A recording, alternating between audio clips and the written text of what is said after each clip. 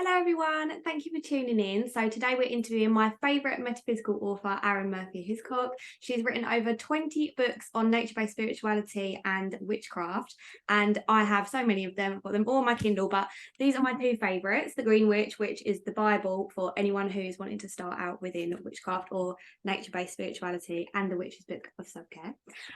So thank you so much, Arin, for coming on. I'm going to let Mum take over with the first question just to let you introduce yourself a little bit. And yeah, I'm really excited for this episode. Hiya, hi Arin. Thank you so much for joining us. We are honoured to have you on here. I'd like to first start by perhaps just asking you to tell us a little bit about yourself and tell us a little bit about kind of what inspired you to sort of immerse yourself in witchcraft and paganism, and how your journey kind of started, really, just to allow our listeners to have an insight into what intrinsically makes you you. Great question. As a teenager, my mom and I were very involved in our local Anglican church. Sorry, this is Minerva.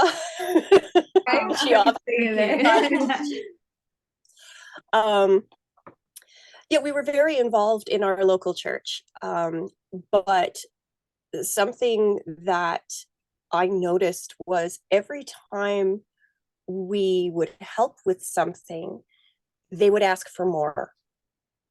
There was a constant drain on the energy, and the more people started to pull, the more I started to sort of step away, because that wasn't what a spiritual community meant to me. A spiritual community would nourish me and support me, as well as, like, there should be an exchange. 100%, yeah. Right? So it also seemed rather unfair that the people who were already giving so much were being asked for more. So, I mean, you asked what intrinsically makes me me, and that's one of those things that, as I've grown and aged and had a lot more experience with relationships and people, I've realized that I have to guard my energy, because I am a very giving person. And there have been a couple of times where I've given and given and given to a point where it has been detrimental to my own health and well-being.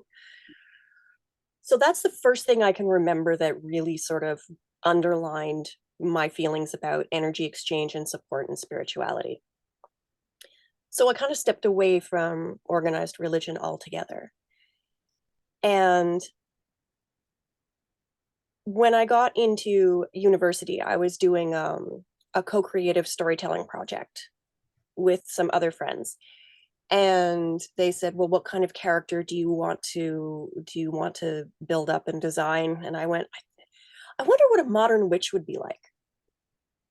So I kind of went, oh, like how am I going to research this? And someone mentioned that, oh, they'd walked past this metaphysical shop on the main street in town, and maybe I should check that out. So I walked in, and it was like a switch had been flipped. You know, if you've got one of those shops and you walk in, and immediately you feel at peace, you feel serene, so you kind of have that dual thing of, oh, I feel so relaxed, but I also feel excited at the same time. What is this? What's, you know, the smells and the sights. And so I started going through the bookshelves, and I found some books, and I took them home, and I started reading them, you know, and I had a pencil in one hand. I'm like, okay, I'm going to take notes. I'm going to take notes. And then I realized that I hadn't taken notes for a few hours, because these books were speaking to me in such a way that it was resonating. Yeah. It was resonating in a way that I kind of went, oh, hey, there are people out there who think like this and who feel like this. This, I think, is what my soul has been looking for. Something that respects and participates within nature and cycles and rhythms and the recognition of the divine in the world around you. And it just, that was the beginning. it was just like, from there it just snowballed and snowballed and snowballed. It inspired you by the sound of it. And it was interesting, before we came on earlier, me and Beth were just talking about a couple of your books that are obviously Beth's particular favourites.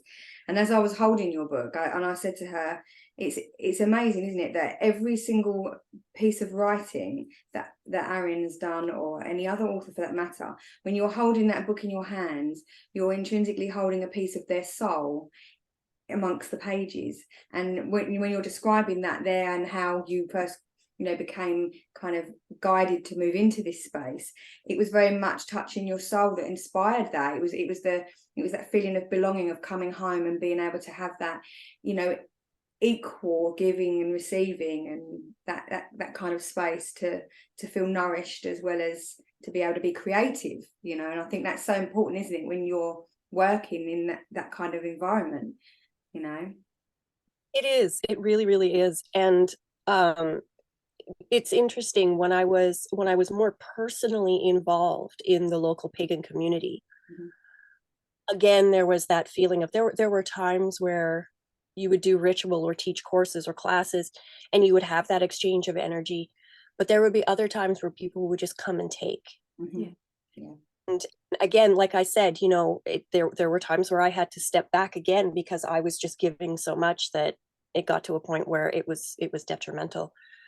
So when you're participating in person, there is that energy exchange. But when you're writing, you spend so much time immersed in your own your headspace, and in meditation, and walking around and talking to the world around you, going, am I doing this right? How do I want to say this? I've got this idea and I want to communicate it, but it's so isolated. And then when you publish the book, there's a sort of remove. Everybody receives and reads, and they have that connection on their end, but it's, I don't know how to explain it. It's not as direct.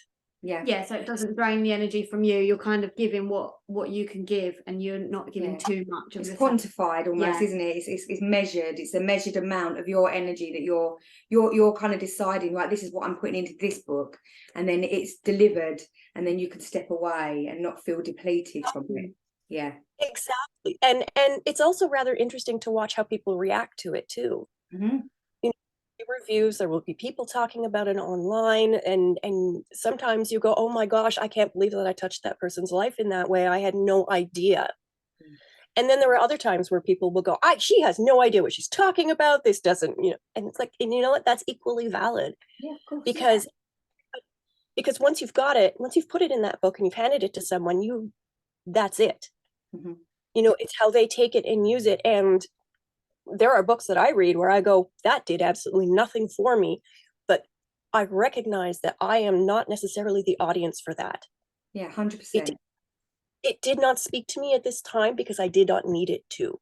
And that's fine. And the other thing I love is being able to open someone's book and go through it and go, half of this didn't speak to me, but this one thing here, it sparked something.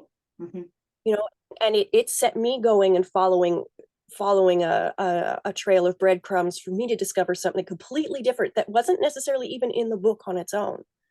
So even if you don't have a 100% positive experience with a book, even if it's enough for you to say, I reject this book and here's why, if it gives you the opportunity to somehow redefine what you think or clarify something in your head, then it's done something for you. It's done its job. Because it's like cognitive dissonance, isn't it? It's the same thing like when we're doing healing. It's not always the lovely, beautiful harmonic sounds that do the healing. Sometimes it's those sounds that are perhaps a bit more dissonant and cause a different reaction, but it's bubbling up for it to be processed, for it to be healed. And I think that's so important when you're writing as well, isn't it? That you're just speaking from your true essence, and that is received in whichever way that needs to be received by the recipient, really, by the person that's reading it, because that's their journey.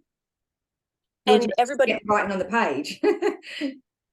Exactly, because of who they are, and especially who they are at that moment in time, they're going to have a different reaction and a different experience with it. Yeah. So I think it's magical. It really, really is. Well, you saying that as well from the perspective of when you read it, sometimes it's not your right time to resonate with that particular book. I bought this book a long time ago. I think I was in school. I was probably about 14 or 15 when I bought my first of your books, and I'd read through it, and it was just sort of I was excited to read it, but I wasn't sure where to start, you know. And now I'm 25 now, so I've come on my journey. I've had children. I'm in a completely different phase of my life, and reading through them again is a completely different experience. Being able to take notes, being able to understand things, reading through things and thinking, oh, well, I already know this part, but I didn't know this, and I've learned something completely new. And this is like literally my favorite book ever. I take it everywhere with me. It's literally like completely dogged and like ruined, and I have a copy on my Kindle as well because it just speaks to me in a way that helped me to figure out what path I was going down with witchcraft. Because I don't know if you know, at the moment with, you know, social media and everything, there's so much pressure to choose a path and choose, you know, are you a crystal witch, labeled, are you a green witch, are you, you know, all these different labels. And actually you don't need a label at all. You can be so eclectic and have so many different paths that you travel down in your journey of your practice. Yeah, and your books give the permission to be that. Yeah. To, you know, to have that eclectic connotation to you, because I mean I work as a medium and a psychic and a healer, and I don't pigeonhole myself with any labels of any description, because I'm just a spirit really, and I'm resonating through my authenticity to be whoever I am at whatever time I am, and I will change and evolve and grow, and I will be a different person perhaps next year to the person that I am now. And I think when you're reading a book, and you, as you probably would resonate with this yourself, having written so many, is that you could read a book 3 times and different words speak to you at that different moment in time. You read things, you think, oh, I don't remember reading that part. Yeah. Oh wow, okay. And it sparks something, because at that moment in time, that's what's needing to blossom within your soul. That's the way I see it, you know. Yeah, I mean, resonance isn't a constant, right? Yeah. The whole point is it moves like this, and wherever you are on your wave, you're going to interact differently with, where's my axes? You're going to interact differently with things as it comes. Yeah. So yeah, and I think part of that also is a willingness to be open to a different idea. Like if you reread the same book, and I've had people ask me, why do you reread so many 101 beginner introductory books? Why? You've been doing this for over a quarter century. Why do you keep it? And it's because the way someone explains something can spark different things. Yeah. And I think if you don't readdress certain beliefs or patterns or things that you do, you really risk losing touch with what makes your practice so unique and so personal to you. Yeah. Because something I've been looking at for the last little while is we tend to do the same thing over and over because it makes us feel good. It's a shortcut, right? And it's like, okay, I don't need to think going into this because I know I can do this. I know it makes me feel good. But by doing that, we're not allowing ourselves that vulnerability that can open us up to something that's new.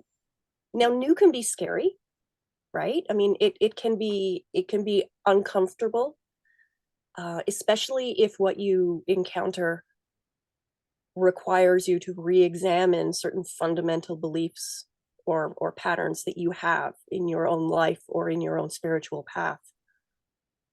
But I think it's really important to do on a regular basis, because not only does it keep it fresh, it keeps it it keeps it responsive to the now.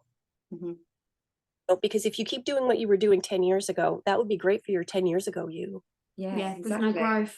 100%. But you've changed. And even if say for some reason you didn't change, the world around you certainly does. Yeah.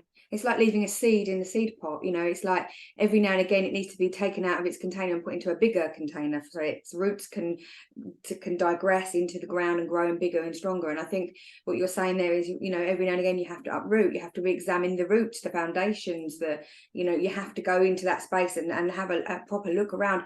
And the same can be said, you know, I work as a psychotherapist as well, so you know, it's very much about being self-reflective, isn't it? What you're saying there is about re-examining your systems, your beliefs, you know, looking at other people's perspectives, being inspired by others to help you to grow and you to look at things in a different perspective. And I think that's so very true. And I think your books really do show that.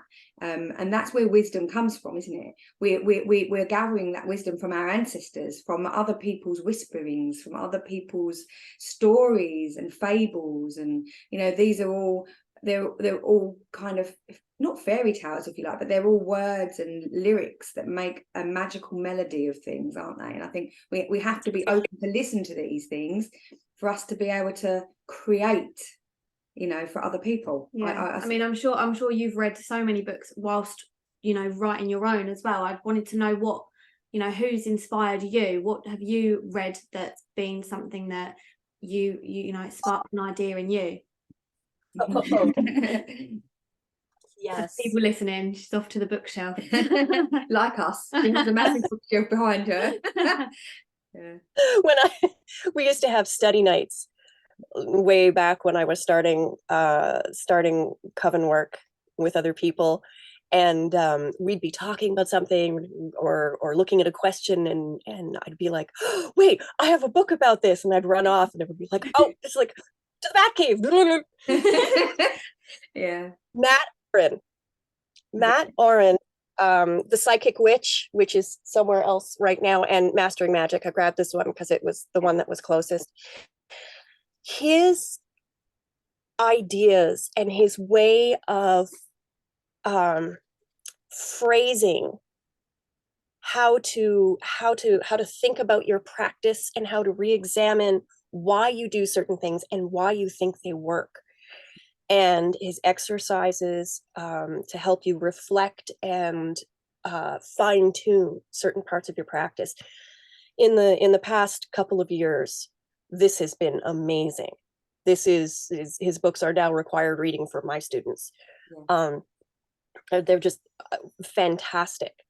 Amy Blackthorn's books on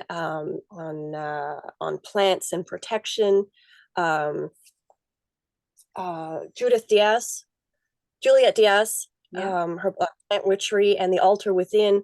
These are some really exciting books that I was thrilled to discover. Now, the Green Witch, that was originally published in, I think it was 2005, 2006. So when I wrote that, these books weren't available. Right. So it's interesting that when the publisher re-released them, they were re-released into a world that was completely different. The New Age and occult and metaphysical community had really reinvented itself, and and with social media and the ability to have conversations with people across the world about things, Book Talk and Bookstagram have been amazing for the ability to network with others about books and ideas. So the books I write now, I feel have I shouldn't say a very different vibe, because they're still written by me. Mm-hmm. But I mean, as we were saying, you know, over 10 years, things change, people change. Yeah. So there are some ideas that I look at, you know, that I wrote about, you know, in my older books, and things I'm writing about now, and they are different. You know, they've evolved. There are things because the community has evolved, the readership has evolved. Yeah. And the publishing market has also evolved. So they're looking for slightly different things to connect with more people in a different way. Like, I mean, this has become so much more mainstream than it was. Yeah. in, you know, the mid-aughts. I mean, when you write a book, how do you go about it? Like, what do you kind of do? Do you kind of make little notes that before you put things together, or how do you kind of create like a specific book for, you know, that's a question I love to ask authors, because everybody has such a different way of collecting what they put into their book. Some people just sit down and just type the whole thing, don't they, in one sitting almost. Like other people just come backwards and forwards. Some people write little footnotes and just keep bringing them back in. So what is it that you do, Arin, that kind of helps you to collate your masterpiece? Well, it depends. Sometimes my publisher comes to me and says, hey, we were thinking a book about XYZ. Mm-hmm. You know, does that appeal to you? Would do you think you could do something like that? Well, I'll think about it for a while and go, yeah, I think I could do that. And I draw up an outline of the book. Like I'll write like a 1-page, this is how I would approach it, this is what I would cover, this is what the feel of it would be. I write like a proposed table of contents. Mm-hmm. And I'll write you know, like some sample pages or some sample exercises or something. And then if that's a go, if it's approved, then I already sort of have a blueprint to work from. Yeah. And then what I'll do is I'll take each chapter and I'll break it down further into, you know, okay, what are we going to cover in this? How do I want to cover it? What are the key ideas I want to hit in this chapter? And then depending on my mood or depending on where I am in my spiritual rhythm, I can go through the book and say, okay, I'm going to write this bit. Yeah. Yeah. Very often, because I write them out of sequence, very often I will start writing something and I'll go, oh, I can connect this to this other part of the book. And then I can just jump to the other part of the book and write something and then say, you know, for more information on this, go see chapter, you know, 3. So you're working in a very mutable way, really, with the flow of your own rhythm, really, when you're writing it. Yeah. Which is fantastic. Much so, very much so. Yeah. But I do like to start roughly at the beginning, Mm-hmm. because an introduction is good for me to explain what I want to do with the book. Yeah. Because I do have to have a goal in mind. I can't just sit and start writing, because I want everything to thematically have a cohesion. Yeah, like a purpose for that particular book, kind of thing. Yeah. Because I mean, all of your books are focused around nature-based spirituality as a whole genre, aren't they? So as well, I wanted to ask in that same subject, what would you say to start people off on their journey, as in bringing magic to everyday life? Because I know you've just recently pre-released, you're doing your pre-orders for your oracle cards as well. So I can't wait to get them. Yeah. So the garden oracle cards, yeah. they're going to be something that would be quite useful in daily practice. Do you have any like tips on how to bring magic into everyday life? Because that's something that people like us that are like mums as well, and I'm sure, I think you're a mum, aren't you, as well? You've got children. Yeah. It's hard to manage, like, you know, you see all these beautiful videos on TikTok and YouTube and Instagram of they're not realistic, altars, really, are they? The long spells and the rituals, and really it can be as simple as going out for a walk, can't it? Yes. Actually, that's a great question, and I love that it came from another mom, because having my first child really shook up my spiritual practice. Yeah. And not in an earth goddessy kind of way. It was time for anything. No, that's where you're at right now, isn't it? Yeah. I'm a grandmother, so I'm feeling the vibe for it, bless her. But yeah. It's there, you know, I used to be able to devote so much time to setting up more complex spells, or just working with plants and herbs and experimenting, and what happens if I do this, what happens if I do that, and, you know, curling up to read something or meditate. No, all that goes completely out the window as soon as you have a kid. And all the practicalities of certain things you're having to move out of the way as well, because like some things you can't use for your altars and things because of choking hazards and all this. Everything has to go away. You know, you like to be quite cluttered when you're a witch, don't you? You like to have things everywhere. And you can't be when you've got children. You have to put it all away and safeguard. You know. Exactly. So you end up sort of doing this balancing act between, I want to still walk my spiritual path, and I still want to be me. Yeah. But obviously I have a new job, and I need to figure out a way to do both those things, because they are not separate. They are both part of me. And because they are both so intrinsically part of who you are in your everyday life, compartmentalizing them reduces both of them. Yeah. So you have to try to find a way to make them integrate. And I think that's what really started me, because I wrote my first book when I was pregnant. And Green Witch was actually written. I had my first daughter prematurely. She was 2 months early. So I was going back and forth to the hospital a couple of times a day. And then when they finally let her come home, she was in a basket on the floor by my feet while I was finishing up the Green Witch. So yeah, it was very much on my mind at that point. Like, how do I integrate all these things? I think daily practice. It's a really good question. I wish I had a clear answer. Yeah, I don't think It's there is hard. a definitive, is there, I really, don't in think that there is one? a way to. It's just finding, I think what you're saying is just finding a way of being able to immerse yourself, even if it's just grounding, even if it's just going for a mindful walk. I think with Beth, one thing you've done is she's found a forest school, so she's able to take her toddler to what we in the UK we've got like little forest schools. They're scattered around. There's not that many of them at the moment, but it is definitely a growing community where we're able to bring the toddlers into the woodland and into the green areas, immersed in nature, any weathers, and it just there's a little yurt, it makes you feel more immersed with you know, and in touch with nature, because it is so hard, like you say, to try and integrate it, because you feel like you lose that part of yourself and who you are. Because sometimes you wake up and, like, I've been thinking recently, because I've just had another baby about 6 months ago. It's nearly 6 months old now.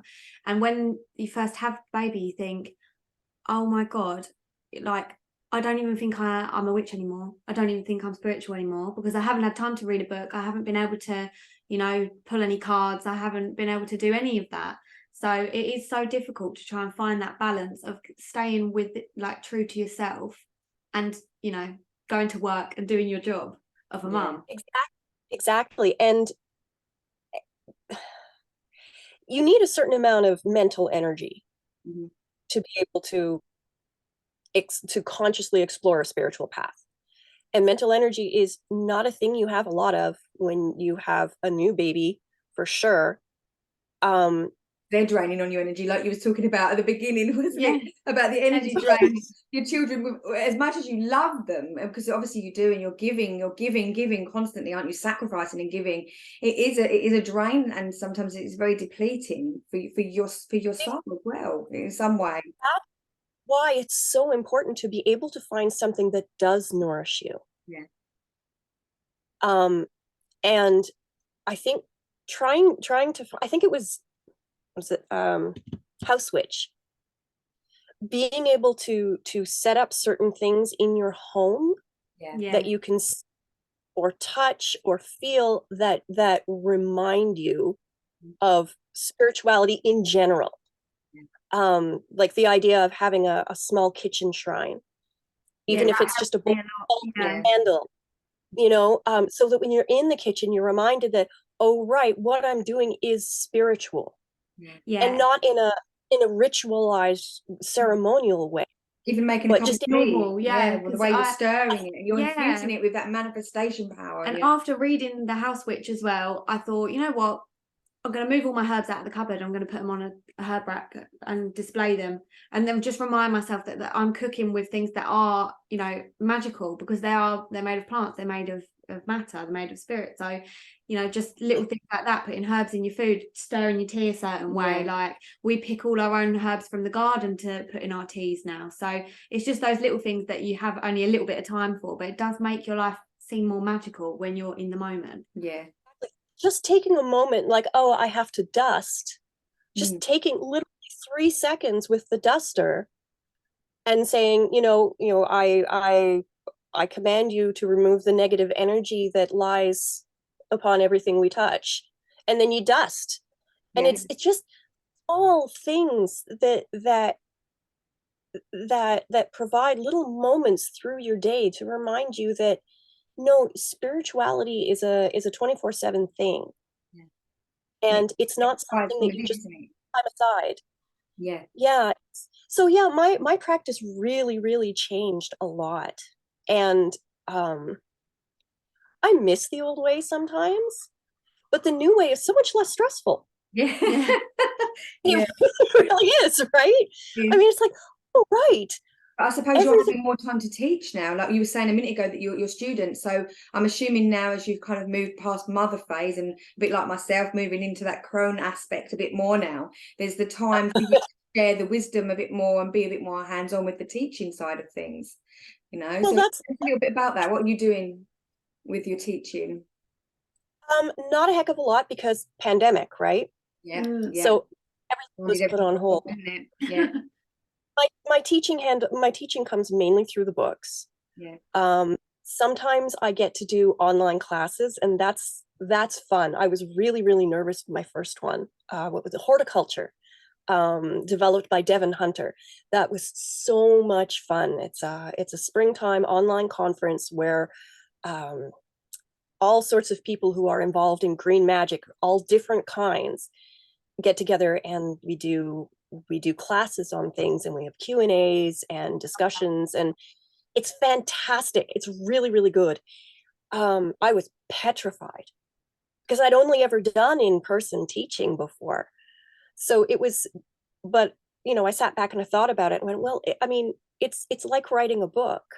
Mm-hmm. I put it in isolation, and then other people have their own experience on the other side of the camera, and Yeah. but it turned so amazing. It was great because I was in my own space. So I felt supported and secure in that way. The hosts were amazing. They were supportive and like, you can do this. It's going to be fine. We've got all this on our end. It's all good. And the chat and the questions coming up from the participants on the side of the screen was so supportive and so thoughtful. Mm-hmm.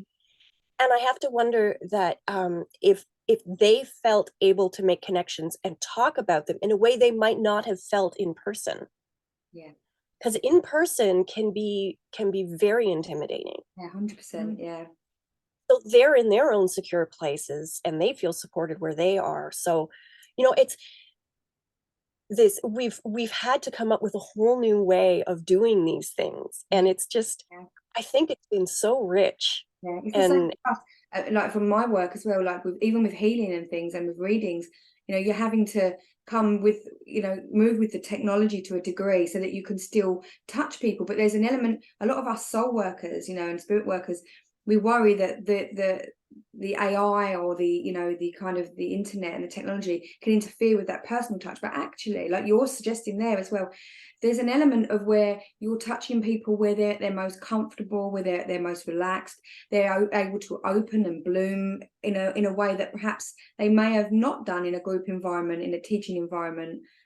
So it has its pros and cons, doesn't it? It's similar really with does. this as well, reaching out to all the people, because when we were planning our podcast, we sat down and we wrote a list, didn't we, of everyone that we would love to speak to. And there's people that we're writing down things and we're thinking, oh, we'll never be able to get her on because her books have got hundreds of thousands of copies being sold and we'll never be able to speak to her. But because it's behind a screen, you think, oh, I'll just send the email.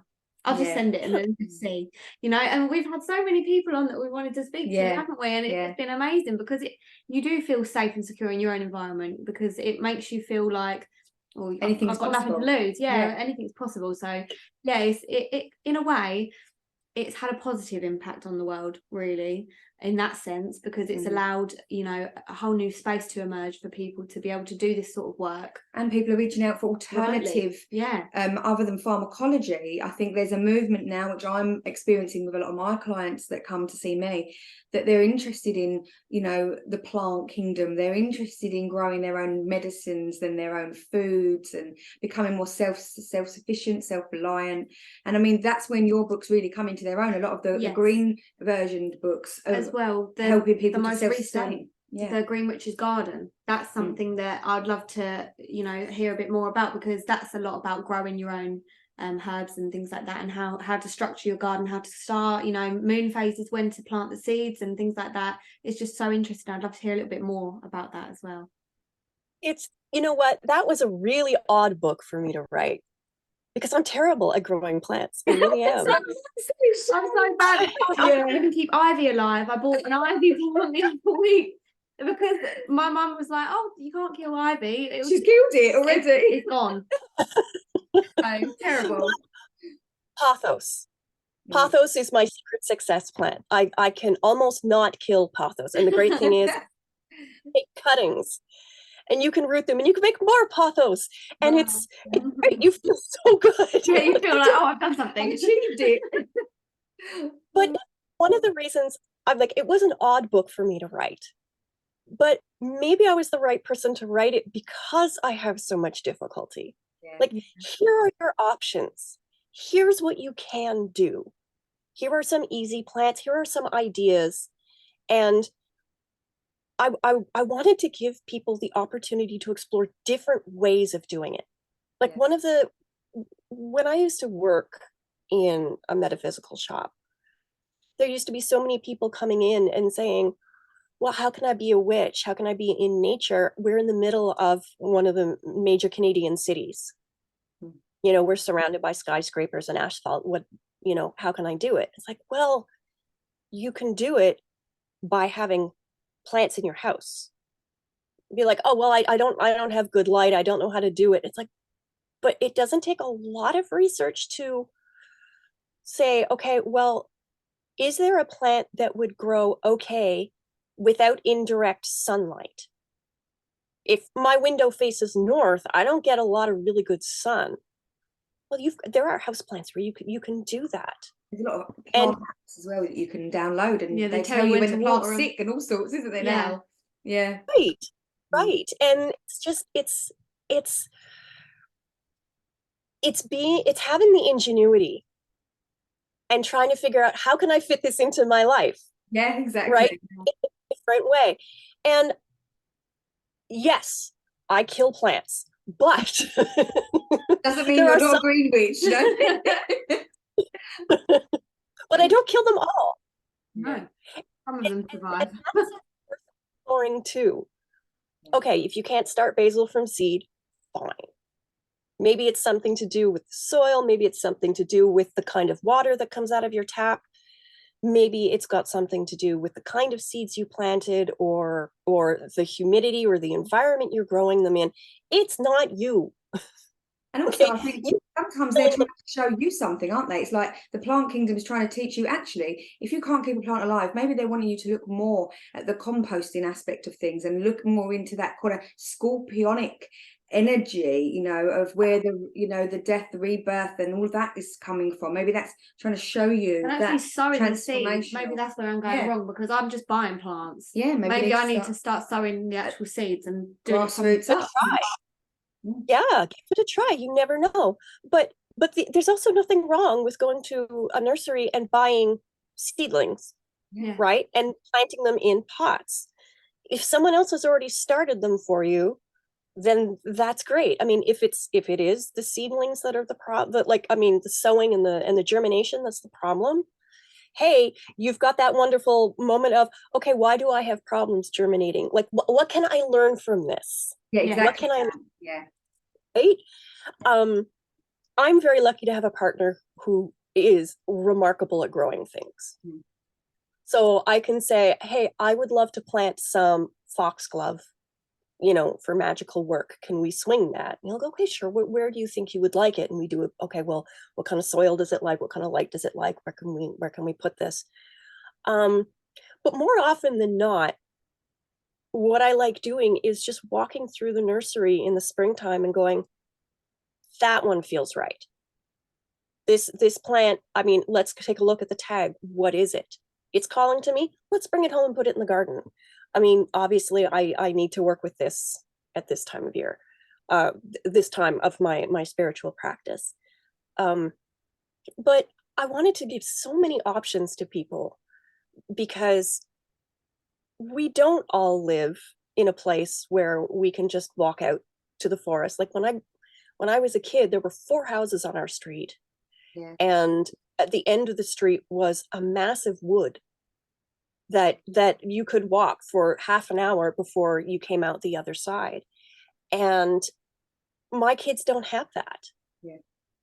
You Same. know, I grew up in a tower block, you know, in the middle of London, and you know, I've grown and decided that I wanted my children to be, you know, more in a rural environment. So we moved out to a more rural environment, and now we've moved again to the coast now. So we're surrounded by, you know, sea life, and you know, so I think, like you say, it is about, you know, you're going to change and grow as that happens, aren't you? And it's going to bring new exactly. lessons. Nature's going to speak to you and call to you with new lessons. And like you're saying, I think what you're saying about this book that you've just written as well is you're trying to empower, not disempower. You're trying to give people Yes, enabling them, not disabling them, you know.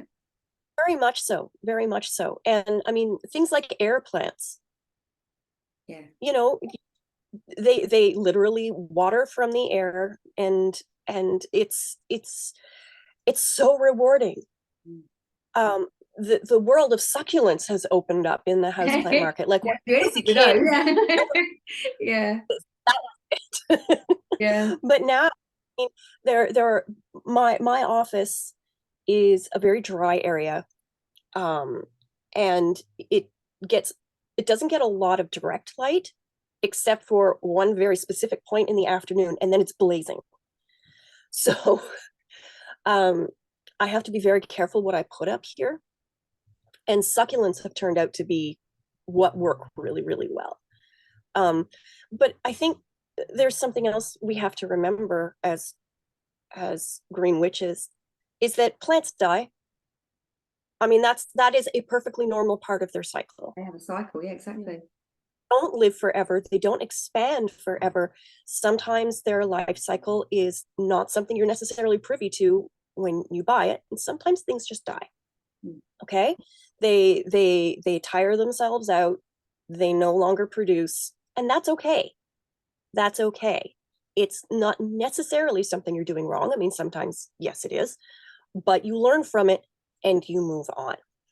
One of the things that I really enjoyed doing in the past couple of years is communicating with the spirit of plants as opposed to the plant itself, rather than them becoming overly absorbed with the physical plant. Yeah. Is communicating with the energy of the plant. And that has been incredibly rewarding. It also reminds me that there's more than just the physical plant growing in the pot. Like with us, it's more than just the physical body, isn't there, you know? 100%. Exactly. Yeah. Exactly.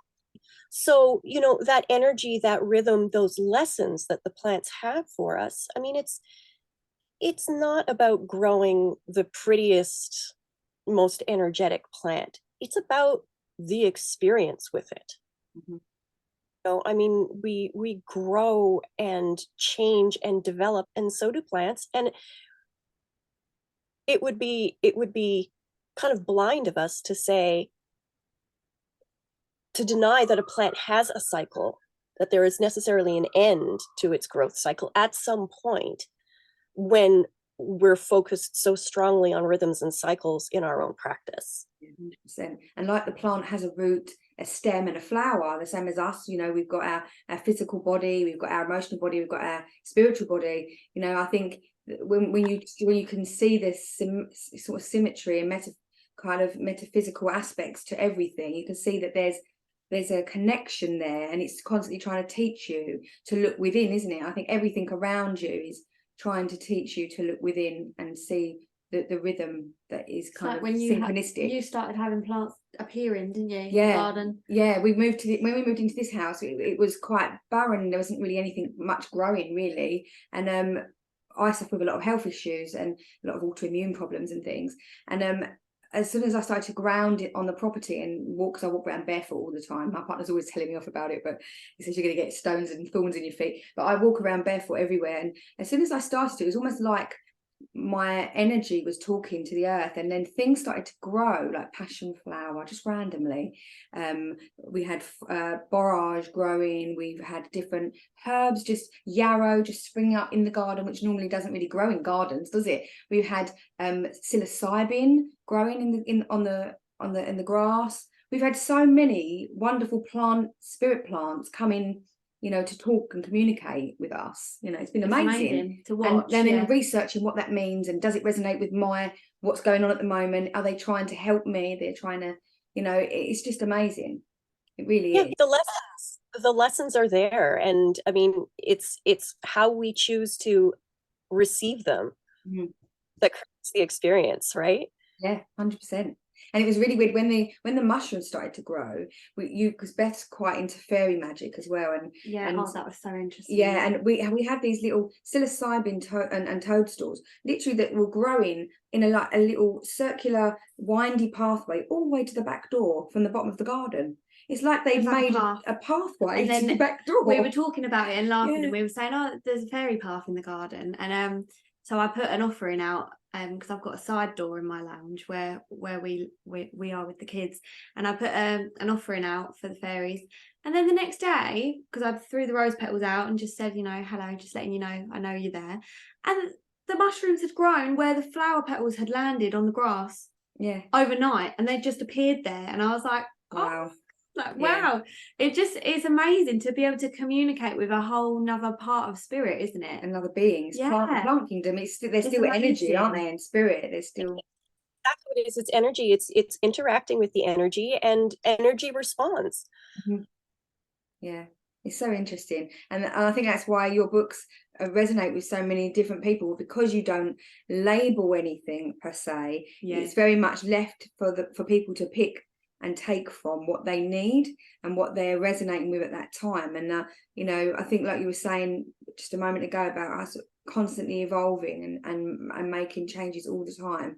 And I think, you know, myself with my practice, I think what you find a lot nowadays is, you know, the wisdom isn't handed down generationally anymore, you know, and a lot of the people, you know, because I do a lot of shamanism as well, so a lot of the people that, you know, come before us didn't hand down the wisdom that they needed to hand down to us. So we're very, you know, we're so lucky and blessed to have these kind of books that are sharing this these important lessons for people that are trying to reconnect with their Wiccan roots, their pagan roots, you know, their spiritual ways.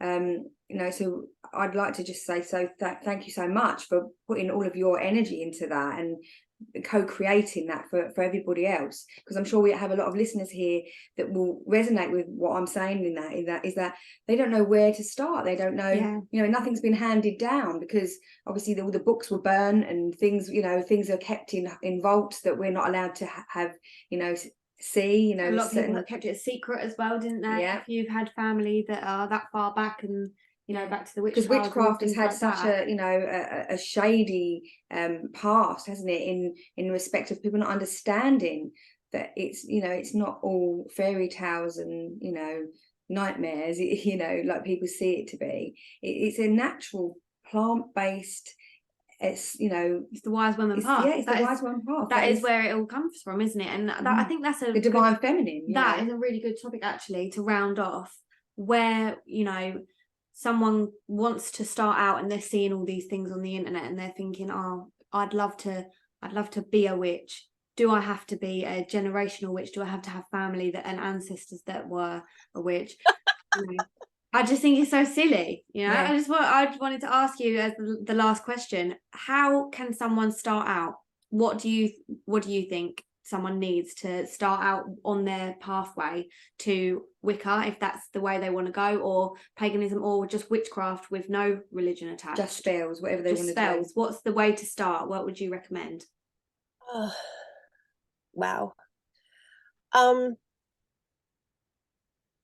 going to tell you what I tell the kids, because we've got a whole bunch of tweens in our friend group. Everybody's kids are approximately around that age, and they're like, oh, what do I do to be a witch? It's like, okay, all right, here's what you do to be a witch. Start talking to trees. And they're all very listening. Okay, we talk to the trees. Start talking to trees. And once you start talking to things like trees and plants and rocks and the snails that come out when we have rainstorms, and the birds that eat the berries in the trees, what you start doing is you start realizing there's a whole other world out there that's going on. Working on your awareness of what's happening around you, and asking yourself the question, how does this make me feel?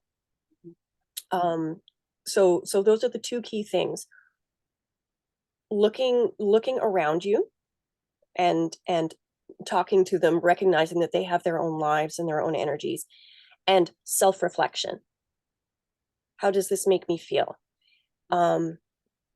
Meditation can fit in there sometimes, just like, giving yourself the space to think about an idea or a concept, or just be still and listen.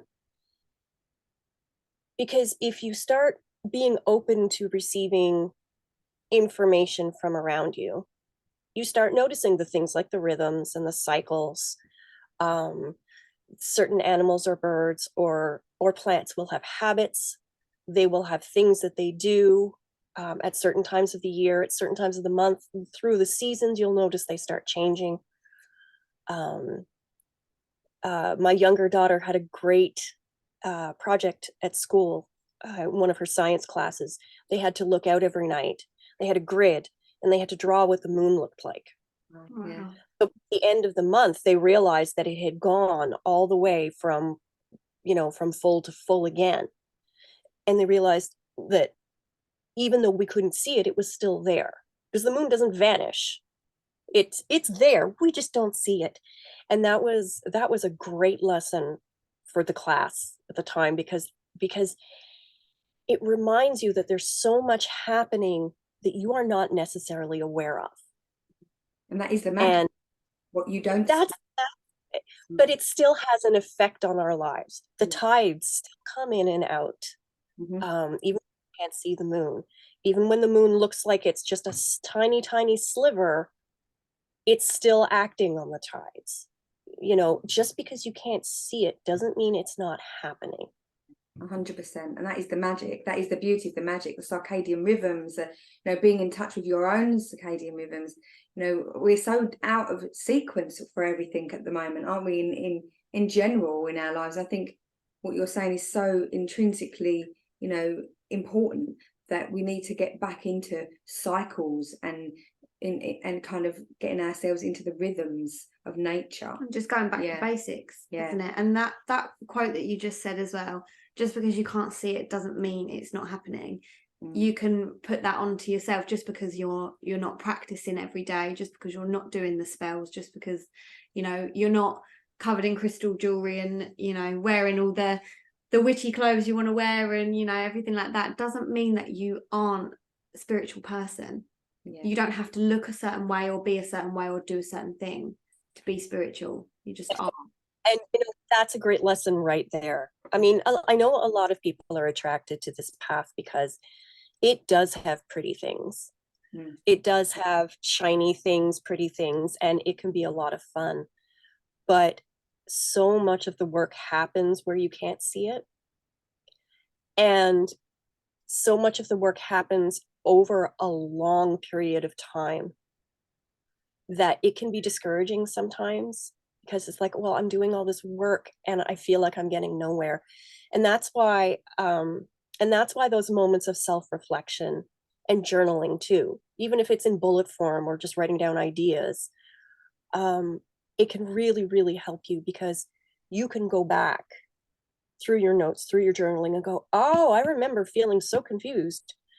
I have figured it out. It's 5 months later, but I finally connected the dots. Or, oh, hey, I had this brainwave while I was doing something completely different, and now I have insight into this thing that I had given up on at one point. So yeah, it's a quiet path. I think a lot of people are drawn to it because it can be very flamboyant, it can be very bright, and it can be fun to do that. Yeah. In the end, so much of the work happens quietly internally, because all this is based on trying to become the best person you can be within the context of the energy of the environment around you, right? We work with nature to accomplish that. We give back to nature because it supports us in that pursuit. It's a partnership. And it can feel very lonely sometimes, or discouraging, because you don't necessarily see drastic change. But I think that's one of the things about a daily practice, like incorporating magic into your daily life, your spiritual path, because it becomes your own rhythm. Mhm. It becomes what you do, who you are, just what you do every day, as opposed to something big and flashy. It's just it's part of how you flow. It's the fluidity in your life. And I don't know, I think it's more special. Yeah, I it is. agree. It's very, Yeah, Mm. because you're it's not very doing it personal. for someone else. You're doing it to be authentic. You're just resonating with Yeah. your own spirit, aren't you? Your own soul. And I think that's a great way of to leave things, because I think intrinsically what you're saying there is that, you know, you're very much in tune with your own soul, and as a result of that, you've manifested this wonderful array of books to share with the world. And we're honoured, aren't we, to have read so many of them, been and so lovely to have you on to here as to well. talk about it. It's been fantastic. And you know, at a later date, if you're not busy, we'd love to have you back on as another and speak to us again at a later time if you're not busy. So interesting, and you know, yeah, talk to you all day, and just exactly what we're wanting for our, you know, our podcast are people like yourself, Arin, that are genuine, authentic, coming from a place of love and giving and receiving equally in rhythm with nature. Really, that's exactly what we're looking for, isn't it? Yeah. Thank you Well, so thank you much. Well, I'm a work in progress. Thank you for picking up so early in Canada today to be here with us. We very much appreciate it. Wonderful. Thank you so much for having me. You're welcome. You take care. Blessings. Thank you. Bye. Take care. Bye-bye.